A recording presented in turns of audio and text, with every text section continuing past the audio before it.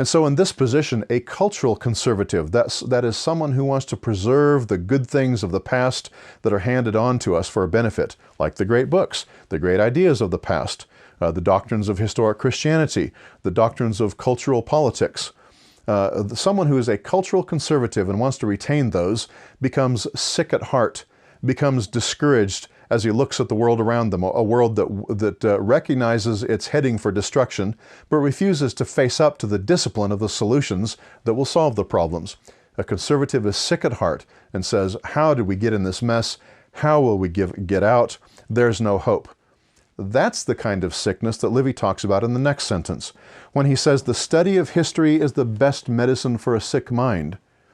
Now, he's not talking, of course, about the ultimate sickness. We Christians know that the ultimate sickness is only cured by the gospel, by the incarnation of Jesus Christ, God come in the flesh, his death and resurrection, and so on. But Livy is talking about the kind of sickness that conservatives feel when we look with despair at the mess that we're in. And he says the study of history is the best medicine for that kind of a sick mind. Why? Because in the study of history, you can see a record of the infinite variety of human experience plainly set out for all to see. And in that record, you see examples, fine things to imitate, base things to avoid.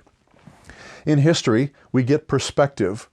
We can see that other nations and other cultures have been where we are. We are not the first one. It's not very likely that the problems we face are the first time humans have faced this problem. People have been in this predicament before.